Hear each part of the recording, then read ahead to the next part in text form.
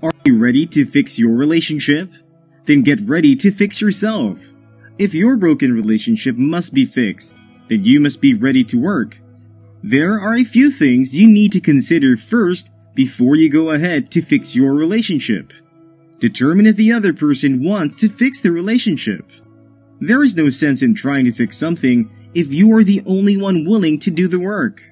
If your partner is unapologetic for mistakes, dismissive of your desire to talk, or continues hurtful behavior, it might be time to move on. It takes two people to mend a broken relationship. If you are the only one trying to save things, then you will never succeed.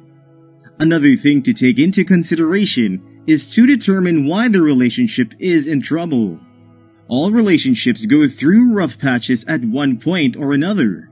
As the novelty of your first few months together wears off, problems and stress start to pile up, and things you once found cute begin to annoy you to no end. While there are always small issues in a relationship, some issues can cause problems when they linger under the surface for too long. You don't believe your opinion is respected. You feel like your partner doesn't care about your needs. You feel your partner is not helping with chores, bills, kids. You don't communicate well and/or argue frequently. Talk with your partner about what is bothering you. Many times, relationships end or hit rough spots when there is not adequate communication going on between the two parties. While difficult, you have to be willing to share your problems and issues with your partner to have any hope of fixing them. Make time to be honest with your partner. Your concerns have to come out in the open or they will never be fixed.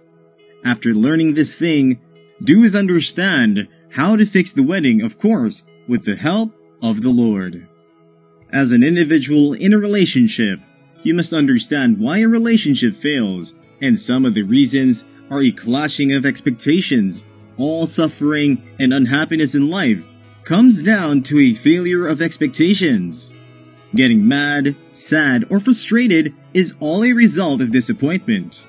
When things don't go the way we thought they would, it upsets us and we look for someone to blame. The same can be said of our relationships.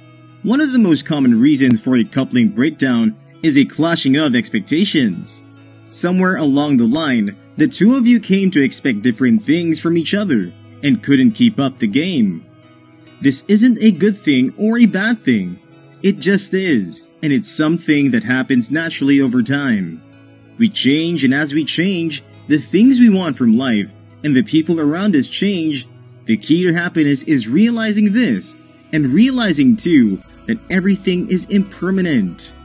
Everything changes, including our relationships. Nothing is necessarily forever, and nothing is ever guaranteed. Another factor is trust issues. At some level, everyone has a certain degree of trust issues. Loss of trust is one of the most harmful contagions in any relationship and one of the most common reasons we fail to meet eye to eye with our partners.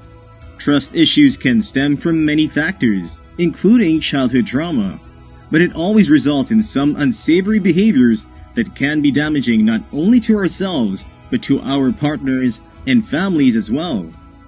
When we don't trust the people around us, we don't trust ourselves, and we leap into things like unreasonable rigidity, physical and sexual infidelity, emotional infidelity, and violent and disruptive jealousy and possessiveness. If trust is a major issue in your relationship, you must examine whether that lack of trust is based on a pattern of evidence or just emotional baggage that hasn't been let go of yet. Consider honestly whether your missing trust is based on substance or a culmination of unjustified fears you haven't addressed yet. Another thing is communication or breakdown. Communication breakdowns are one of the most critical pieces of any successful relationship and one of the most common reasons they break down. Numerous studies have identified communication as one of the primary reasons couples seek therapy, as well as one of the biggest reasons they seek divorce or separation. The way you communicate with your partner can be one of the biggest indicators of where your partnership is and where it's going. If you treat one another regularly with contempt, which is the opposite of respect, then odds are there's a poison somewhere that's eating away at your connection. There are several ways to fix a broken relationship, one of which is to make peace with and accept the undesirable elements of your partner. The first step in fixing any problem that we have is often acceptance. This is doubly true when it comes to fixing our relationships. When we commit to loving someone, it has to be completely and without exception. While you may not love the fact that your partner is allergic to dogs, making it impossible to ever own a puppy of your own, you have to learn to accept that fact, rather than just begrudgingly moving on. Failing to accept all facets of our partners, the good and the bad, leads to resentment and an inability to be flexible and understanding with one another. If you want to heal the hurts that are ripping apart the fabric of your love, start with accepting one another as you are, not as you want the other person to be. Secondly, a showing of genuine interest. The longer we spend with someone, the better we think we know them.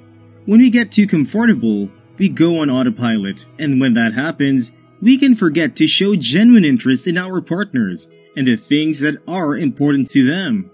Whether or not you have a lot of common interests and concerns, you have to deepen your friendship by cultivating an interest in the interest of the people you love. Regularly inquiring into their lives and the things that make them tick takes effort. But it's also an expression of love and commitment. Make it a point to ask your partner about their life, their hopes, and their dreams, and you might just be surprised at what you uncover along the way. Then the next thing to do is respect boundaries. What boundaries do you set with your partner? What boundaries do they have with you? If you have trouble answering one or both of those questions, chances are there is a serious imbalance in your relationship that needs to be corrected. Our boundaries and our limitations are the indications we set of what we will and will not tolerate. They are a manifestation of our self-worth, and without them, we create adversity in our life that is damaging. For us to feel comfortable in our relationships, our boundaries, as well as those of our partners, needs to be clearly defined. These borders indicate everything from what you see as appropriate behavior in your partner to how much privacy you require for your mental well-being. Get familiar with your own needs and the limitations of your partners, and work hard to negotiate agreeable compromises where those things just don't meet up. If you come from the mindset that solutions exist for all these problems, you'll find them, but you're going to have to do a little digging. Another thing you can do to fix your broken relationship, even though broken, is resolution and forgiveness. How much have you to resolve and forgive past hurts? Odds are, not as much as you think you have. More often than not, a breakdown in a relationship is the result of failure to resolve a previous hurt, misunderstanding, or injury. If past conflicts haven't been fully worked through, those wounds can stay open for a long time, festering and bleeding until they become something toxic to your relationship. Let go of grudges and recognize the importance of reviewing past disappointments with a critical eye. In retrospect, the hurts inflicted by our partners are more often caused by misunderstandings than actual maliciousness, but we need time and space to recognize and accept that. Forgive your partner for their missteps and acknowledge that they are human, just as you are, and capable of all the foibles entailed with that mortality. If something they did continues to peeve you off, over time, bring it up with them. And don't be afraid to be as accepting of your reactions as you are of theirs.